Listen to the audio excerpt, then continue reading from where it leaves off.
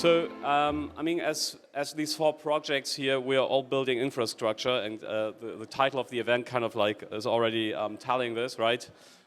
We try to create the backbones and also the tooling to empower different L1s and L2s, and luckily we have a bunch here sitting, and enable the builders on top of these ecosystems. So, trying to provide this connecting layer within an ecosystem, but also across different ecosystems. So we thought we're actually perfectly well equipped to bring these different perspectives and different people who are working on different things. So it doesn't matter if you're an L1 maxi for some chain, or you prefer a certain L2 architecture, bring them all together, exchange ideas, and possibly challenge perspectives you brought here. So we have a really nice agenda, and we're going to kick off here with the first panel, and we'll dive into the growth drivers in L1s and L2s. And then we'll have a panel on the future of decentralized identity, as well as discussing decentralized social networks. And we'll finish off looking into the intersection of Web3 and AI. And apart from these panels, we will have some time aside to enjoy some drinks and food outside and connect. And we hope that this will be today a day where you have the conversations which you'll remember when you're leaving Paris, and you'll reconnect and hopefully do something great together. So thanks all of you guys for spending time with us, and we'd love to kick off with the first panel. And just gonna stay here with you. So as I said, I'm working at DIA, and we are integrating 35 different ecosystems. So we have, I guess, like this bird's eye perspective on how ecosystems develop and how they are running different approaches in creating growth. And so I'm super excited here to learn and get the perspectives, and we have like a really diverse group of ecosystems on, I'd say, like from layer 0 to layer 2, with different focus on their value propositions. So I'm super happy to introduce all the people here. So there's starting here on the right with Osman, who's from Polygon Labs and in charge of ecosystem growth. Then with Kevin, who's leading strategy and partnerships at Celo. And then we have Bayo, who's from zkSync, and who runs BD and partnerships there. And then we have Molly, who's from Protocol Labs, and you have like a different perspective on all the great products you guys are building there, and excited to learn more. And Aaron, Layer 0, Cosmos, ecosystem growth. Super excited to have you guys all here. And looking forward with the first question to learn a bit. The title is ecosystem growth, and what does growth actually mean? So it's just a vanity metric. Love to understand what's your perspective and how you measure growth, and how this might have like changed also throughout the cycle. Osman, you want to kick that one off, maybe? Yeah, sure. Great question. I think for nation states, there's one of the biggest growth indicators is GDP. So because it's an established thing and everyone agrees on. Because we're still early in this space, I think there's not just one metric that shows growth. When we're talking about ecosystem, I think one of the indicators that we look at is the value transfer between wallets. Oftentimes we look at number of wallets, but our analytics team is very interested in actually understanding which wallets are alive and transferring value between each other. So that's one big area. I think from an infrastructure perspective, an interesting metric that I personally want to look at is the number of integrations between solution providers like DIA and dApps. Our hypothesis is the more integrations there are between infrastructure providers like you guys and dApps, the better and stronger dApps there are in an ecosystem that drive adoption. So, ecosystem level metrics are there, like TVL and value transfer between wallets, but from my perspective, from an infrastructure perspective, we're trying to look at this very like interesting metric, and it's very difficult to also figure out how to to analyze the integrations between dApps and infrastructure providers. But that's something we're very interested in and looking at. Cool, thanks. Super interesting. And I mean, Aaron, how does this differ like from a layer 0 project? Do you look at also across different stacks on these levels, on integrations, and how relevant these connections are? 100%. And the other thing that we really focus on as a layer 0 and really focusing on the developer toolkit is the number of developers in the ecosystem, how much that developer community is growing, and then also the new projects, the number of new projects building and launching. But we're really trying to be very developer focused and follow that for in terms of growth. And I think curious to move over to how do you actually create this growth? So Bayo, you guys are seeing, I think, also a lot of traction now in zkSync, and at least we see this from us as an infrastructure provider. People are reaching out, being interested. Like, what are the steps to create this growth, really like from day 0 to where you are today? I think particularly for us, we are obviously pushing zero knowledge as a idea, as a technology. As a technology in the space more generally, and I think that's super exciting. And so understanding on our side, what could that enable? So as zkSync, we just focus on being like the computational layer and just the infrastructure.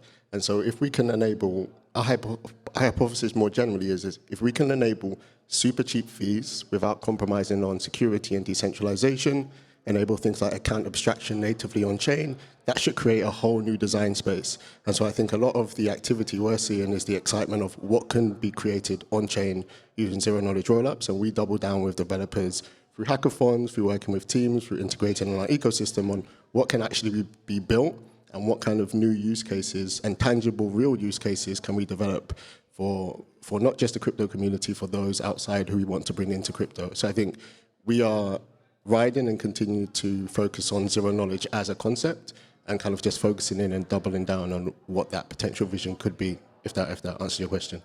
No, absolutely. And so, I mean, it's a great product and great technology, and you then need to connect it and bring it to a community, right?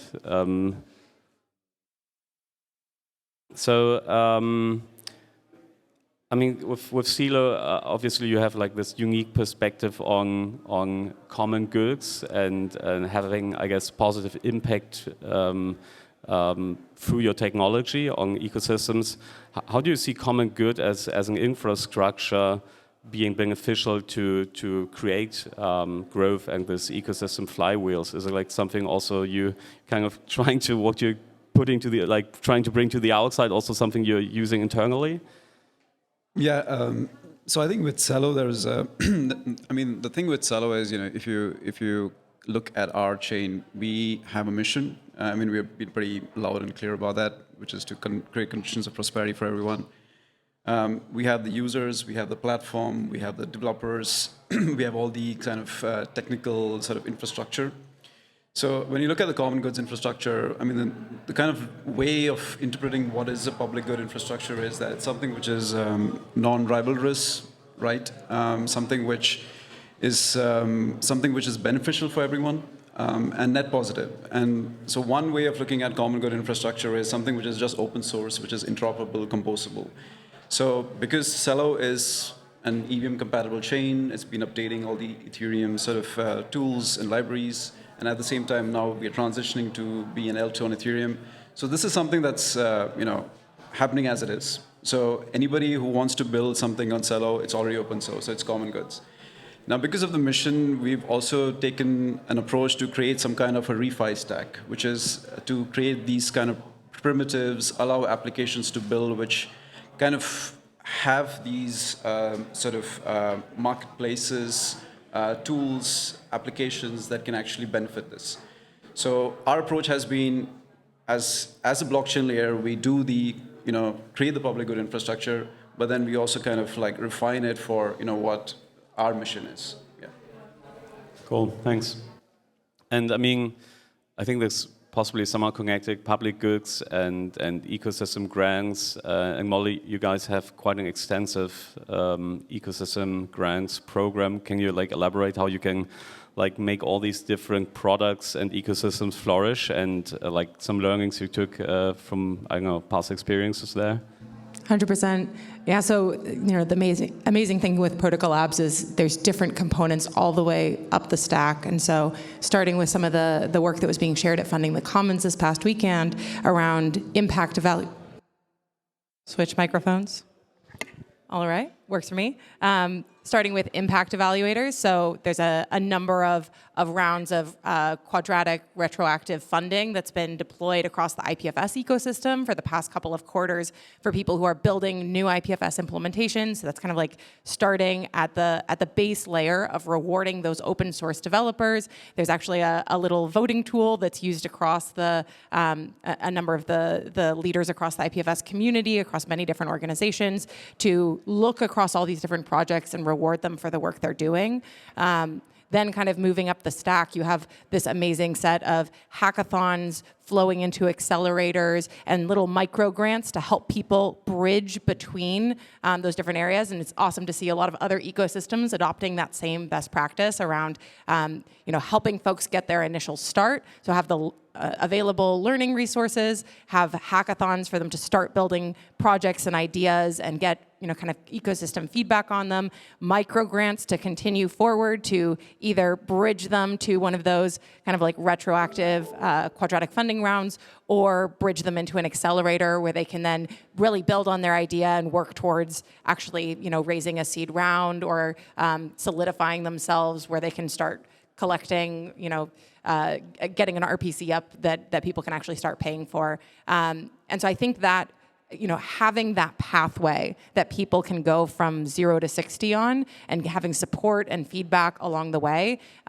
is one of the things we've really invested in from like a grants perspective. You want it to be just enough that people can really start building, but not so much that people become dependent on a single funding source. So they're constantly finding new champions, new ways of kind of like harnessing value creation in the world. And so I think that's a really important thing as you're thinking about your grants program, to work within the life cycle of builders and talk about your inflows, like where are people coming from as they reach your grants program, and what's the next step, so that they don't become kind of hyper fixated on a single way of funding their work. Super, thanks.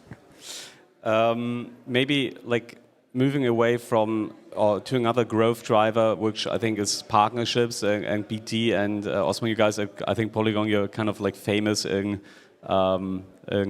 being very successful with these partnerships. Just curious, is this like the #1 growth driver, and how relevant is it also to have then the right products for these partners? And I think this is also something you pretty early on, you added different toolings to your stack. How's this combination?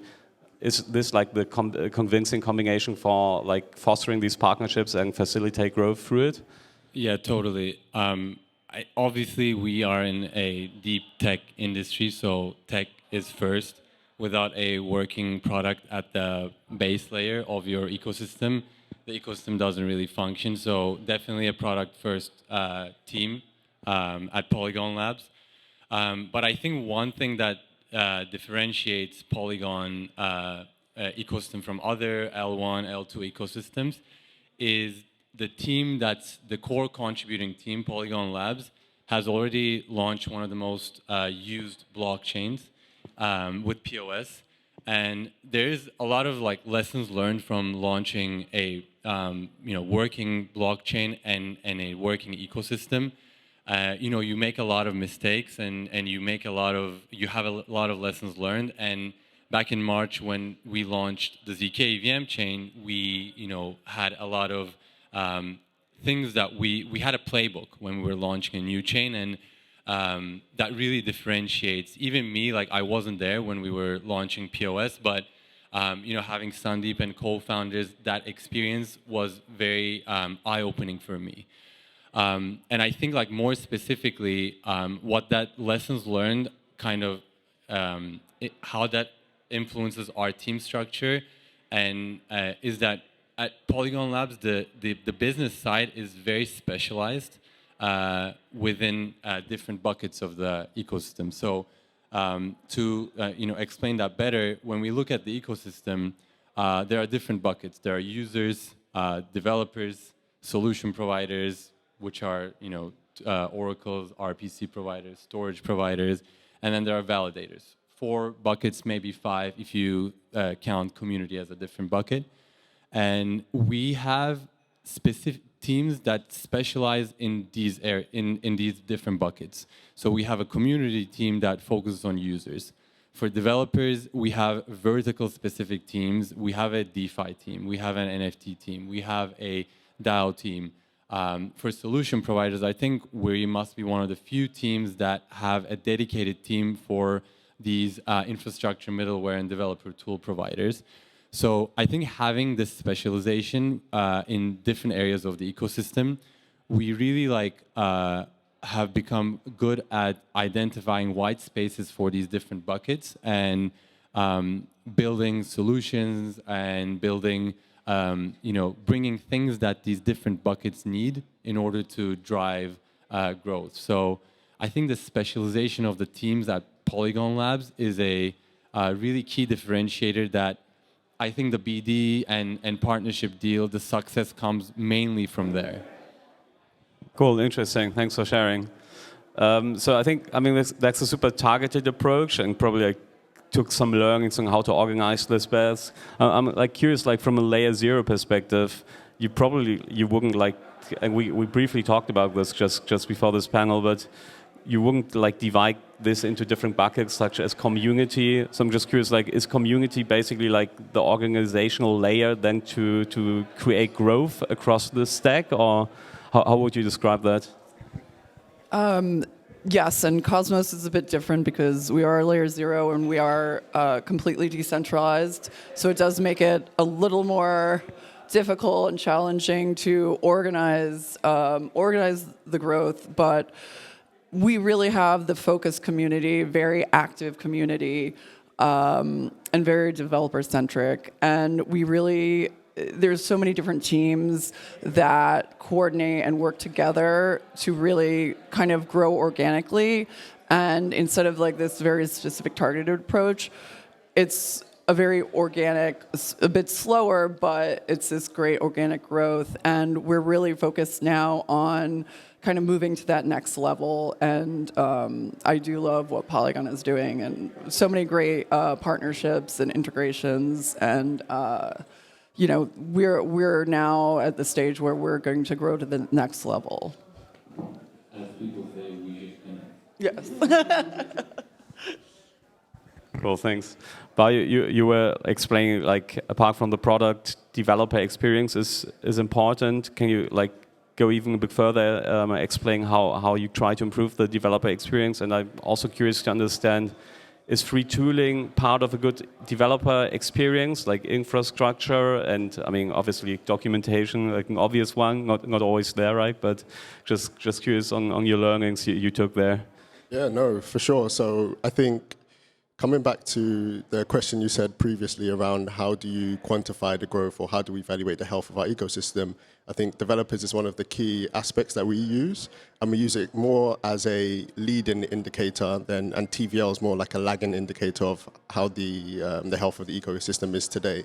And so we focus on how do we get developers to come to zkSync, feel appreciated, but to build interested and novel solutions on zkSync that we can proliferate into our ecosystem or into enterprises that are interested in ZK, and we say, oh, here's this team building this, or here's that team building that.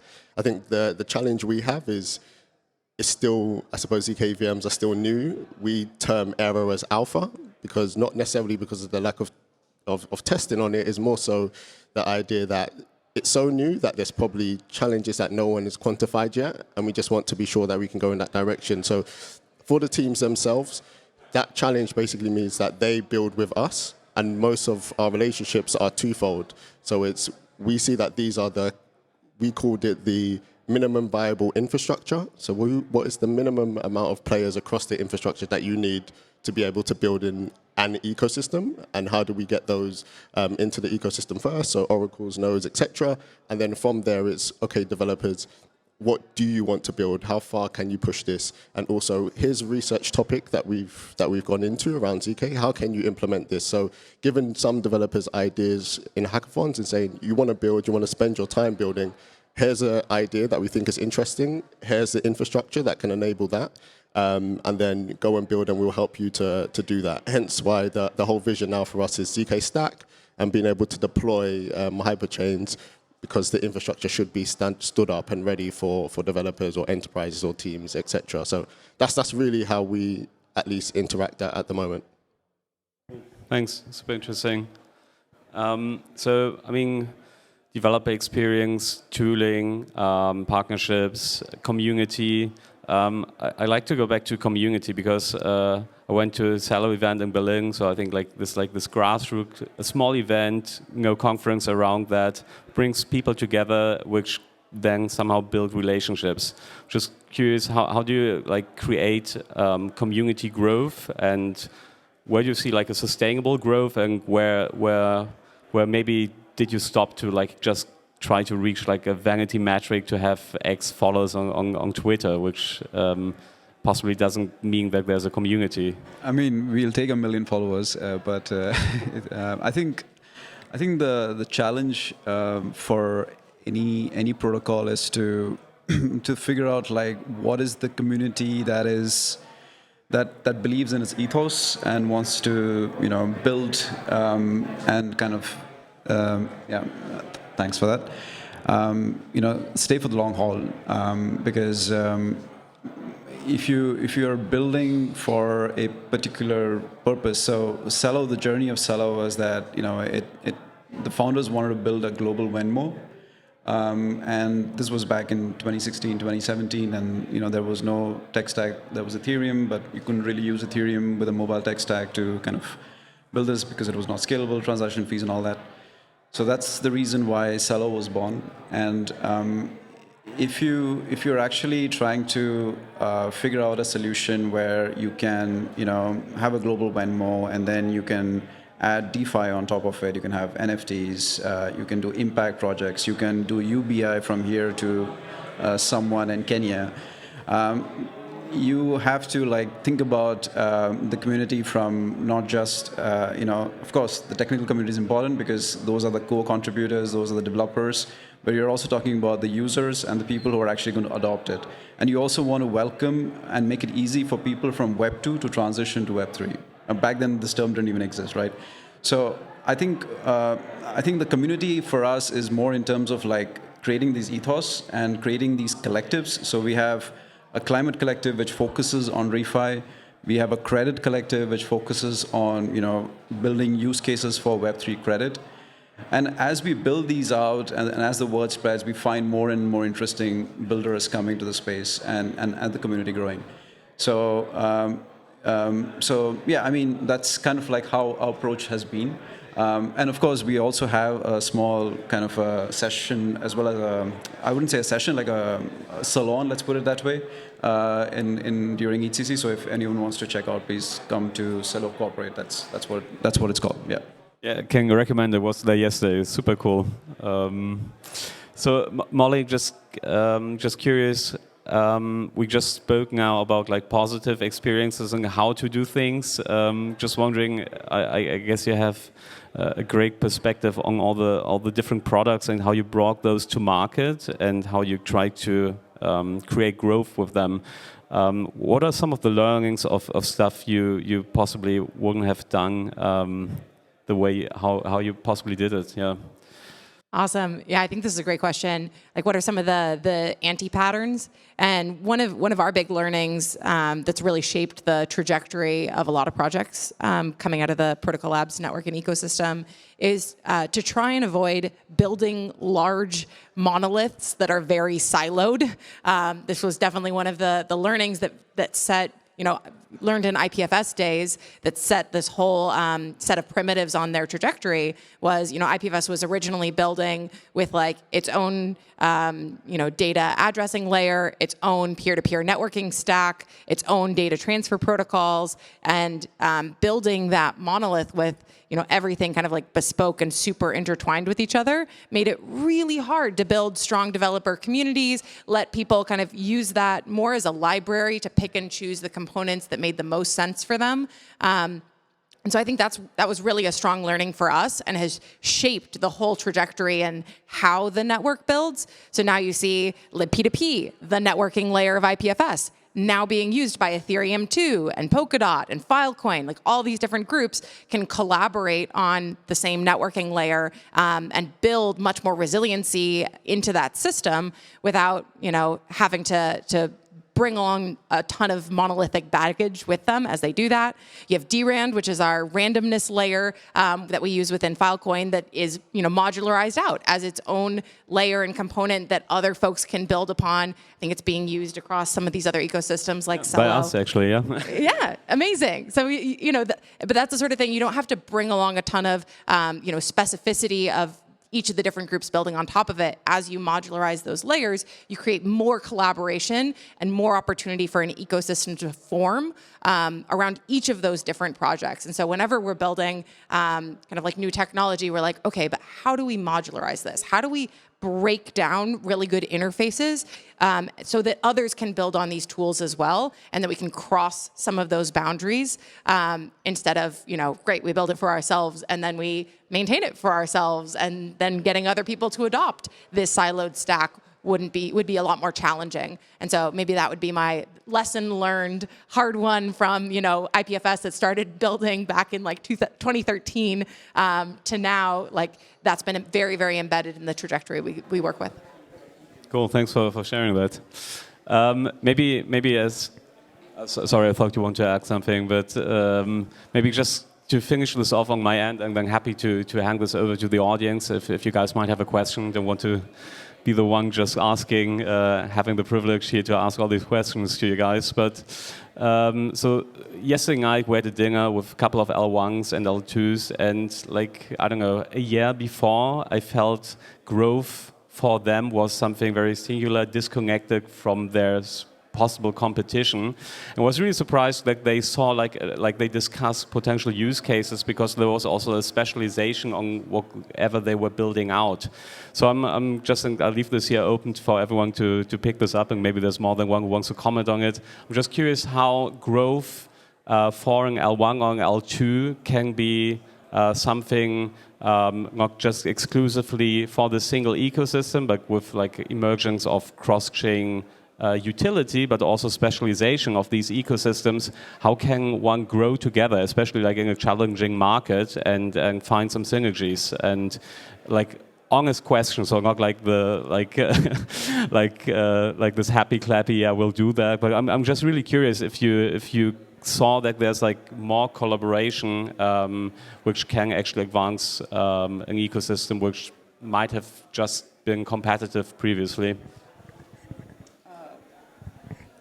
So let me jump in here. This is one of the areas where Cosmos does really well, and how can you work together? You can enable IBC. We basically just had Polkadot and Near, connect to the Cosmos ecosystem, and basically that's the future. It's interoperability, and there's use cases for different layer ones, different layer two. The same use case is not going to work on Polygon as it's going to, you always are going to have those specialized use cases, and it's about being able to connect all of your individual communities together. Yeah, I would just add that I think the trend is there, like cooperation is increasing between chains, because especially it's true on Ethereum, right? Because as there are more L2s coming, and then Arbitrums, L3s, and maybe L4s in the future, it's just a matter of time that collaboration between the different chains are going to increase. It seems like a, like a divisive thing in terms of like, I want to protect my community, But I think it's just a piece of being on the early growth stage, because as the pie grows and as more activity happens, either on Cosmos or on Ethereum, I think there's going to be more cooperation. Because at the end of the day, as a protocol, as an infrastructure layer, it's the duty at the end of the day is of the applications to actually pull users. So if users want to choose, X chain and they want to go to Y chain, then there's nobody that can stop them. And it's just a matter of time where there'll be more close collaboration. I think it's the reason why a developer or someone chooses a chain is something that is a matter of quite a few factors. Right now, when we talk about DeFi, of course, we talk about liquidity, we talk about TVL, we talk about easy to swap and all that kind of stuff, which is very important. But I think we'll also see a phase where I think people will want to choose an opt-in because of the community, because they believe that there's a reason why I want to build on an optimism stack. There's a reason why I want to build an Arbitrum, which is not just because of the short-term benefits. And I think in that kind of a world, there'll be more kind of closer cooperation, because then you're talking about the same users or developers. Yeah. All right. Anyone here in the audience who wants to pose a question here? Just. Thank you. I'm Natalie. I'm an early stage investor out of San Francisco. My question for you guys is, I'm curious if any of you guys have worked in growth or BD in a Web 2 context as well. And I'm curious what you find to be the biggest differences, and especially like the biggest challenges as far as trying to understand crypto, especially in a context where people may be airdrop farming, and there's a lot of times this latent expectation of monetary value associated with joining a network in its early stages. So just curious, any thoughts any of you guys have on that?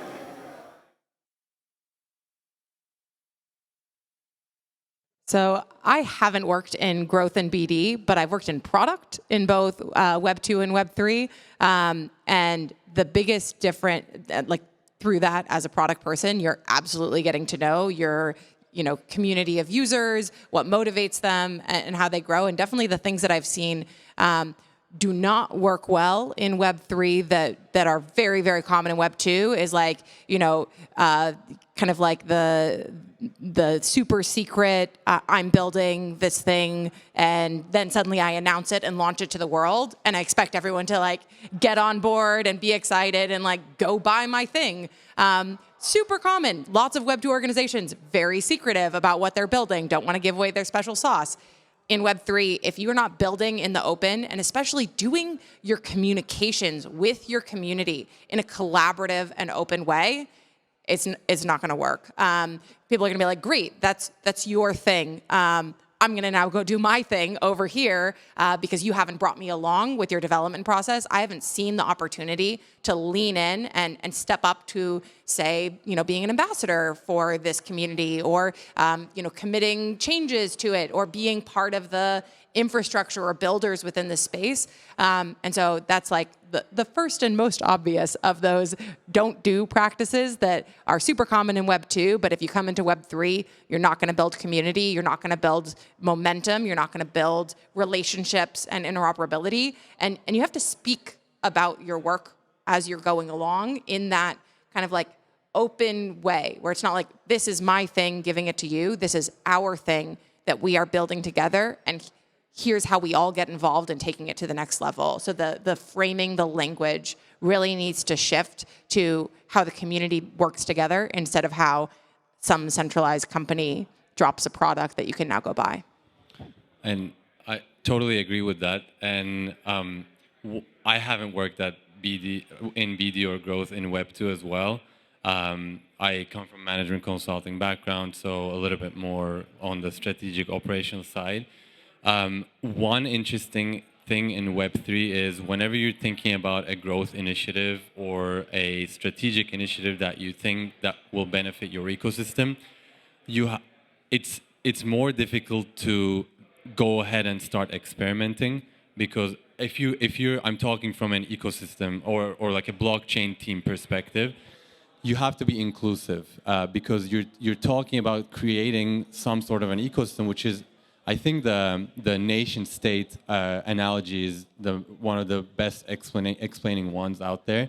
So when you're thinking about these growth initiatives and strategic initiatives, you need to be inclusive. So, for example, when we were launching the zk EVM chain, we needed solution providers like DIA and Chainlinks and all these guys there, so that from day zero, developers had the tools that they needed to start building. But then the challenge was, which ones are we going to pick? Like, how are we going to go to market? So as a blockchain team, you have to speak with everyone,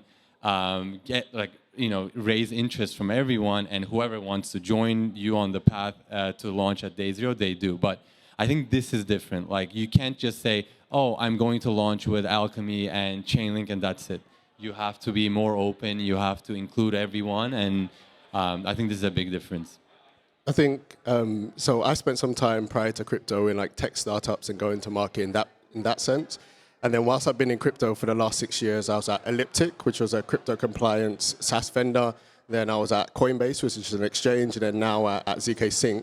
And I feel like it's each go-to-market in each kind of environment looks very different. So for an Elliptic, go-to-market isn't about collaboration because the data is proprietary and that's your advantage. So it's about, okay, how can we monetize and grow the biggest business in that sense? An exchange is more so around users and creating, I suppose, providing solutions that are necessary to different verticals, whether that be custody for Coinbase or an exchange, etc. I think at a protocol, you have to be collaborative because you're building an ecosystem. And so you need the projects to want to build on your ecosystem and feel like, actually, if I build here, I can be a success first in other ecosystems. So I think the different lenses or different types of businesses you have to build are different. I think one thing crypto hasn't truly cracked from my lens is that there is a lot of positive spirit in crypto and a lot of collaboration. Sometimes the sacrifice is a real business model. And so some of these projects over time are so collaborative, everything's for free, keep building, and then they say, okay, protocol, can you basically fund us every year to keep running? And our view is, we want you to be as successful as possible, but it's not sustainable for the protocol to continue every year to support every single project. So we try to, I suppose, kickstart projects, but then eventually they need to figure out how they run and add value in that sense. So I feel like we're probably going through a period where there might be a little bit more secrecy to get advantage in a market or to dominate a market, which I think might be, I don't want it to be totally against the ethos of crypto and collaboration, but we still need like tangible businesses, and especially speaking to enterprises, they don't really care about the underlying technology as much. They care about, how can I make a business? How does this meet my balance sheet? How am I going to be here next year? And as they come into crypto, I think we're speaking to some teams who want permission blockchains on top of a permissionless blockchain, so they control the who plays and who doesn't play because it just benefits them as a particular business. So I think as we see different businesses come into space, they have different lenses, and at least that's my experience.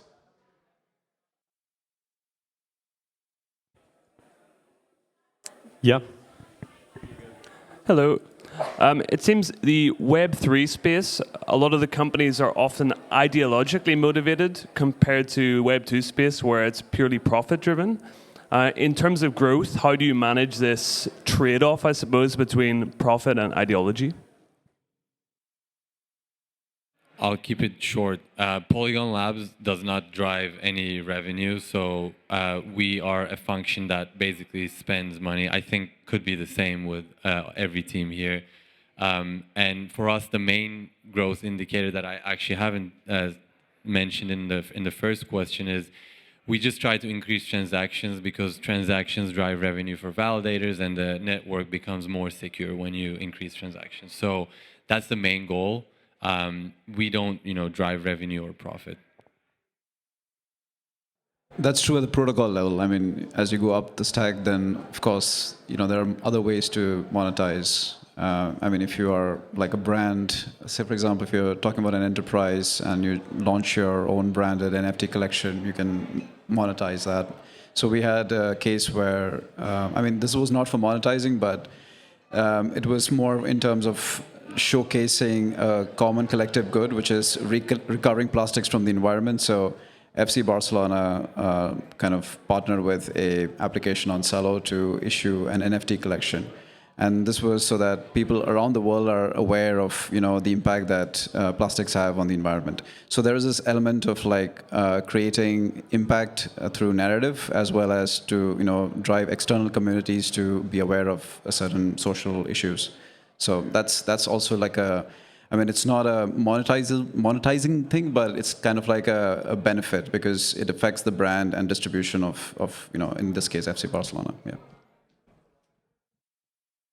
I think there's a question about how Web3, startups and products and infrastructure, like there needs to be sustainability within the ecosystem, but you want to align your incentives with and your business model with the value you're trying to create in the world. I think we're all here because we want to have a fairer, more open internet. We want infrastructure and tools that we can depend upon, that we can have agency within. And so the question is, how do we align our business models with that same agency? How do, tools or products that are being created also bring the individual and don't sacrifice that mission that's bringing us into Web3. And I think, working with groups to set up really good crypto economics for initial protocols so that protocols are aligned with that overall growth for individual businesses that are being formed, finding that business model that helps you create more value within the space while giving people that kind of like ownership over their own data, that ability to work with many different groups. I think not being zero sum and looking for that kind of like Paretopian outcome of, hey, we all get stronger, we all benefit by achieving these goals together. That's kind of what I think is going to be strongest within Web3 and align with the mission that brings us here, but also help make sure that the organizations and groups have staying power. And as Bio was saying, don't end up like fully dependent on some central funding source to keep existing in the ecosystem. Cool. I think that's good closing words to remember for all of us here. So thanks so much. It was a real pleasure and honor to have you here and get all your insights.